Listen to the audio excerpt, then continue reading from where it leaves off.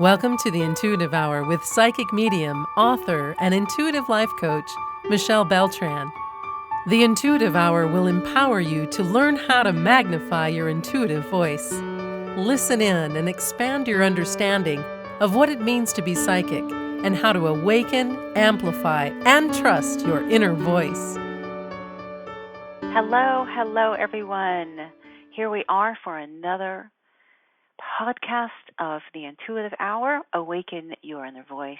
I am thrilled you're here.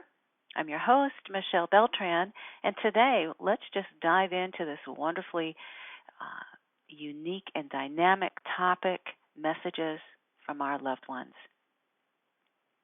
So first I'll just say that you don't have to be a medium to receive messages from a spirit or a loved one who has passed over to the other side.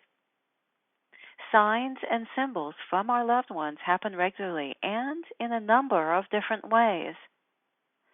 Once you open the door to those signs and symbols, you will realize they are not just coincidental happenings. Messages come from loved ones in the following ways. They come through electricity. One of the easiest ways spirit come to us is through electricity because it acts as a conductor for them. When lights flicker, computers and televisions randomly shut off and on, light bulbs burst, telephones die, and other physical phenomena occur for no apparent reason, do take notice. It may be a spirit attempting to communicate. Stop and take a moment to ask yourself which of your loved ones might be trying to reach you. Dreams are one of the best ways to connect with and receive messages from spirits. If you desire to connect with loved ones, simply ask them to come and visit you before you go to bed at night. Then expect they will come. Don't try too hard. Just trust that they have heard you and they will approach you when they are ready. Pay attention to the colors, symbols, words, and people in your dreams. You will know your loved one is communicating because the dream will be more vivid than usual. You may simply feel the presence of a loved one as well. In your day, you may experience a warm feeling or a strong sense that your loved one is nearby. You may feel a chill or a light touch on your shoulder that forces you to turn and, find no one there. It's quite possible that this touch, this feeling, is just one of the ways a spirit is signaling its presence to you.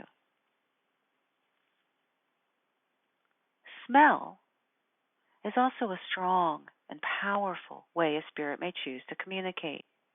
You may experience the smell of a great aunt's cologne or a grandfather's pipe tobacco. You may even smell odors of shared times and events. These smells may present themselves at the oddest times, signaling the presence of a spirit that wants to be noticed.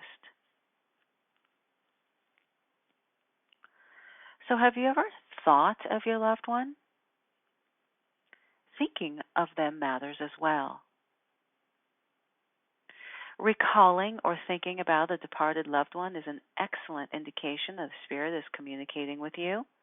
And this is especially true if the thoughts are strong and happen at an unusual time or in an unusual place. It's quite likely that a loved one is thinking of you at that very moment or coming to let you know he or she is nearby.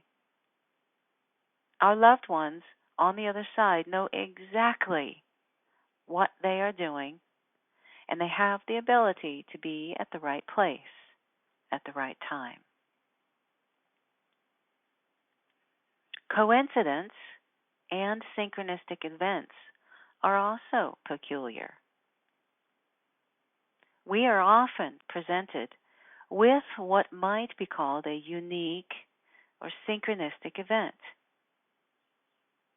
Be aware of the message that may be coming in at those moments. There really is no such thing as coincidence. If you have ever thought of a loved one, are then reminded of a favorite song you shared, and then later that day heard it on the radio, it may be the interface of a loved one. And finally, let's talk about numbers. Do you see numbers that seem to repeat themselves? Do clocks stop at a certain time?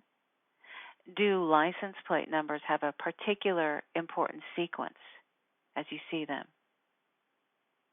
Do you see a loved one's birthday routinely showing up? It may be the obvious nudge of an important spirit.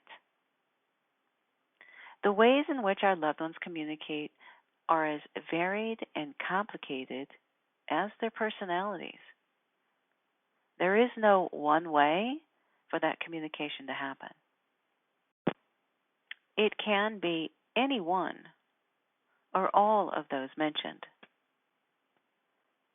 No matter what means is used to get through to you, it's important not to discount the happening. Be mindful of so-called coincidences. Listen and open yourself to their needs and ways to interact with you. Thanks for listening to the Intuitive Hour with Michelle Beltran. If you like what you heard, please share our podcast with a friend. And be sure to visit michellebeltran.com to get Michelle's popular Develop Your Clairvoyance ebook.